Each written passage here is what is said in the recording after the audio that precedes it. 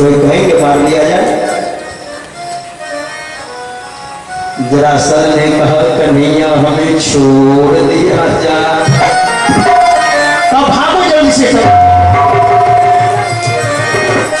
और जैसे कहा भागो, फिर क्या था, रथ पर बैठा कुशवान उड़ाया रथ, और जब चला गया, भाग गया। बलदाऊ भैया ने कहा कन्हैया ये क्या किया तुमने, शत्रु हाथ में आया हुआ और तुमने छोड़ दिया। भगवान कहते हैं बलदाऊ भैया थोड़ा ख्याल कीजिए, हम लोग किस लिए यहाँ पर आए हैं, इस धराधाम पर हम लोग किस लिए आए हैं। यया हरद भो भारम ताम तनुं विजहावजः कंटकम कंटकैनैव द्वयं चापि शितुः समम्। दो कांटे होते हैं, एक पैर में चुभता है और दूसरा कांटा लेकर उस कांटा को निकाल करके और दोनों कांटे को फेंक देते हैं, है ना। उसी तरह ये शरीर जो हमने धारण किया है हम लोगों ने, ये भी कांटा है लव भैया, और ये दुष्ट रूपी कांटा भी चुभते हैं। इस सब को समाप्त करके फिर हम भी चले चलेंगे अपने धाम को। लेकिन ये बैठने वाला नहीं है, का इसलिए तो छोड़ दिया है कि ये बैठने वाला नहीं, फिर शत्रु को इकट्ठा करेगा, सेना इकट्ठी करेगा और फिर आएगा और हम फिर मारेंगे। हम कहां कहां खोजेंगे, हम यहाँ किस लिए आए हैं। यदा यदा हि धर्मस्य ग्लानिर्भवति भारत अभ्युत्थानमधर्मस्य तदात्मानं सृजाम्यहम् परित्राणाय साधूनां विनाशाय च दुष्कृतां धर्म संस्थापनार्थाय संभवामि युगे युगे। जब जब धर्म की हानि होती है और अधर्म की वृद्धि होती है, तब तब हम यहाँ पर आते हैं और धर्म की स्थापना करते हैं और अधर्म को समाप्त करते हैं। इसी निमित्त से हम लोग आए। वो सही कहते हो कन्हैया। और जानते हैं 17 बार 23 सेना 23 अक्षौणी सेना लेकर के आया, 17 बार। अब और 17 बार भगवान ने सारी सेनाओं को मारकर जरासंध को छोड़ देते थे। 17 बार क्या नियम है हमारे यहाँ, आप बताइए। तो हमारे यहाँ भारत में पृथ्वीराज चौहान राजा थे और मोहम्मद गौरी, उसने भी 17 बार आक्रमण किया था और एक बार गफलत में आ गए। पृथ्वीराज चौहान को पकड़ करके अफगानिस्तान ले जाकर के दोनों आंखें निकाल, उनके मंत्री थे चंद्रवरदाई। मोहम्मद गौरी मचान पर बैठ गया और कहा तुम्हारी जान जाएगी, अंतिम इच्छा क्या है।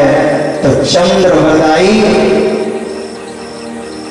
जो मंत्री थे उसने कहा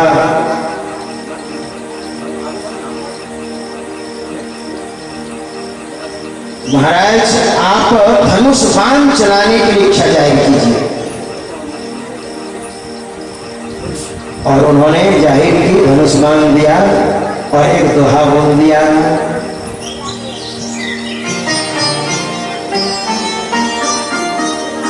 चार हाथ 64 गज अंगुल अष्ट प्रमाण, तेही पर सुल्तान बैठा है मत चूको चौहान। और पृथ्वीराज चौहान ने चलाया बाण सत्र कर दिया। इस 17 बार का क्या है? 18वीं बार काल यवन की सहायता ली जरासंध ने। काल यवन अपने भारत का नहीं था, वो यूनान का था, यूनान का। 3 करोड़ सेना थी उनके पास और भगवान से वरदान प्राप्त किया था, ब्रह्मा जी के बनाए अस्त्र शस्त्र से हमारी मृत्यु ना हो। उसने जरासंध को उकसाया, अरे मैं हूं ना, मेरे पास इतनी सारी सेनाएं हैं और ब्रह्मा जी के अस्त्र शस्त्र से हम मरने वाले नहीं हैं।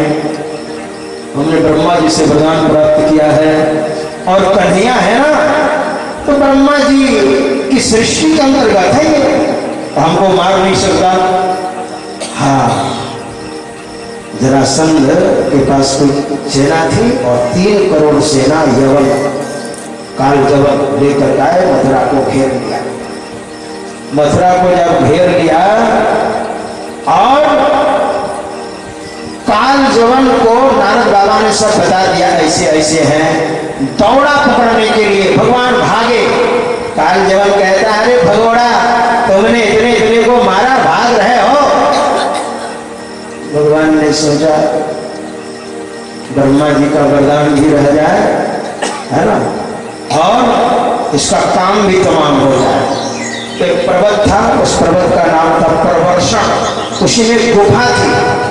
भगवान कभी 10 हाथ के करीब आ जाए, कभी 20 हाथ दूर हो जाए, ऐसे करते करते करते करते गुफा में घुस गए और जा करके अपना पीताम्बर मुचकुंद सोया था उड़ा दिया।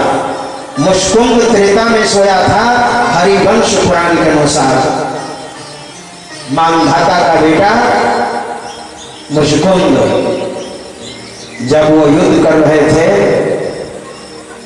तो थक गए, तो देवताओं ने कहा आराम कीजिए और आपको कोई जगह देगा और आप देख लीजिएगा तो जल करके भस्म हो जाएगा।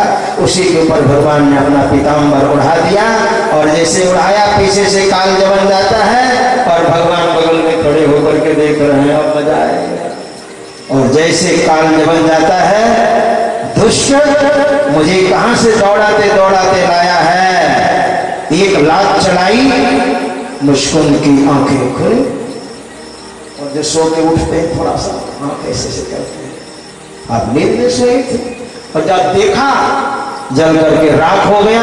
कन्हैया सामने में आए, मुचकुंद से कहा, ठीक है, कौन है महाराज आप, क्या नाम है? कहा मेरे नाम तो ऐसे बहुत हैं, 2-4 नाम सुन लो।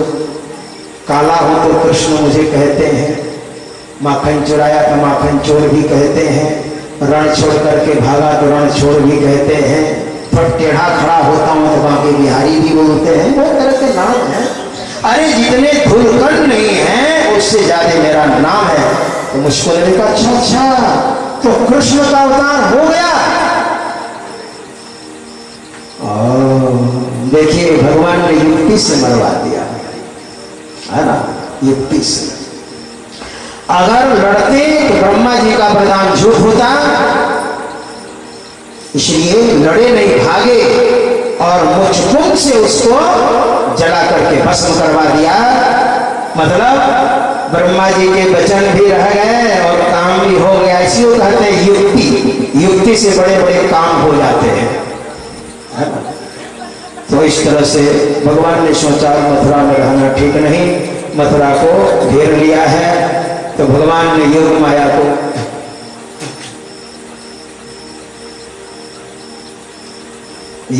को आह्वान किया, हे योग माया, अब मथुरा में रहना ठीक नहीं। बहुत लड़ाइयां लड़नी पड़ी। समुद्र में एक नगर बनाओ और योग माया ने 48 कोस की नगर बनाई, द्वारिकापुरी। और योग माया ने सबों को उठा करके वहां स्थापित कर दिया। लोगों को पता भी नहीं चला और भगवान श्री कृष्ण और बलराम उछलते कूदते चले गए द्वारिका। भगवान श्री कृष्ण की उम्र 25 वर्ष की हो गई। भगवान ने सोचा पहले बलदाऊ भैया बड़े हैं, पहले इनका रास्ता साफ कर दें, फिर तो हमारी लाइन लगी रहेगी। रेवती नामक कन्या से इनका विवाह कर दिया। वो सतयुग की ही थी, 21 हाथ लंबी थी। और बलराम से जब विवाह किया गया तो बलराम ने हाथ लगाया रेवती के कंधे पर और खींचा और अपने बराबर कर लिया। बोले माँ के बिहारी लाल की। कथा में 9 रस होते हैं, जब 9 रस जब तक चारों तरह कभी हकीकत होता है, कोई रौद्र होता है, कोई